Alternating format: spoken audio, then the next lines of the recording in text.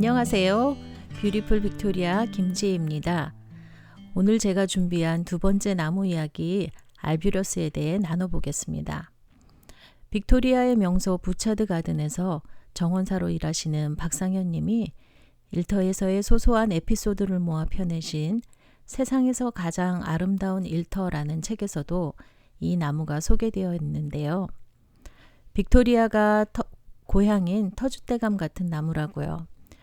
말씀하신 대로 알뷰러스는 캐나다 BC주 해안가와 밴쿠버 아일랜드에서 자생하는 나무로서 인공적인 재배가 쉽지 않아 그 개체수 보존이 필요한 BC주 보호수입니다. 또한 캐나다에선 유일하게 이 지역에서만 자생하는 화렵 상록수입니다. 상록수라고 하면 우린 흔히 뾰족한 바늘잎을 지닌 침엽수를 떠올리는데요.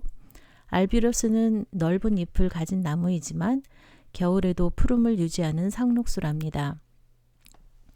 사계절 변함없는 상록수라고 하지만 사실 저는 이 나무만큼 계절과 세월을 뛰어넘어 자신을 바꾸어가는 나무도 없을 것 같다는 생각이 드는데요. 겨울에 푸름을 지닌 반면 여름에도 자신의 발밑에 누런 잎을 떨구고요. 봄이면 작은 종 모양의 하얗고 단아한 꽃을 송이송이 매달고 가을이면 빨간 열매송이로 가지를 장식하기 때문입니다. 이 열매가 마치 딸기 같아서 지중해 연안 지역에서는 스트로베리 트리 또는 같은 의미의 스페인어인 마드로네스라고 불리기도 하죠. 꽃과 잎, 열매뿐 아니라 알뷰러스는 그 줄기 또한 자신만의 변화를 추구합니다. 딱딱한 나무 겉껍질을 벗어내고 진흙빛의 매끈한 속살을 드러내는데요. 이 덕에 울창한 숲속에서도 사람들은 알뷰러스를 한눈에 식별해낼 수 있답니다. 여기서 그치지 않고 알뷰러스는 여름철에 그 젓갈색의 얇은 껍질마저 또 한 번 벗어내고 연초록의 여린 속살까지 드러내고야 맙니다. 그뿐 아니죠. 알뷰러스는 오랜 세월 성장하는 과정 중에 가지며 몸통 줄기를 휘고 굽히고 비틀며 자라납니다. 알뷰러스는 사실 가공된 후에 그 결이 아름답고 색이 따뜻한 나무이긴 하지만 목재나 가구재로서는 잘 활용되지 않는다고 하는데요. 그 이유가 바로 그 줄기나 가지가 곧고 반듯하지 않아서라고 합니다. 바닷가나 호수 기슭 바위 틈에 온몸을 비틀고 휘어진 가지를 들이우며 자라나는 모습을 흔히 볼 수 있는데 그 모습은 참 신기하고 때론 기괴하기까지 합니다. 사실 이 나무가 이렇게까지 몸을 꿈틀거리는 데는 그 이유가 있습니다. 바로 해를 향한 지독한 사랑 때문입니다. 태양빛을 유독 갈구하는 이 나무는 어두컴컴한 숲속에서조차 끊임없이 해를 찾아 자신의 몸을 변형시켜가며 자라난다고 합니다. 그래서 사람들은 알뷰러스가 가지를 뻗는 것을 보며 해가 드는 방향을 찾아낼 수 있다고 합니다. 참 이렇게 보니 그 모습이나 성품에서나 알뷰러스의 매력이 한두 가지가 아닌 것 같습니다. 그래서인지 밴쿠버 아일랜드 사람들은 이 나무를 참 많이 사랑하는 것 같아요. 많은 그림의 소재가 되기도 하고 시로 읊어지기도 하고 전설 속에 등장하기도 했으니까요. 저에게도 이 나무에 대한 따뜻한 기억이 있습니다. 예전에 살던 집은 오래된 주택이어서 벽난로에 장작을 떼며 추운 겨울을 났었는데요.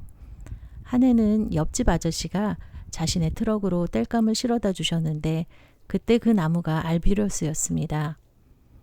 꽤 무겁고 단단해서 오랜 시간을 뗄 수 있었고 나무 진이 없어서 그을음조차 없는 화력 좋은 나무였습니다. 알고 보니 사람들이 장작으로 선호하는 나무라 시중에서 꽤 비싼 가격에 판매되고 있었습니다.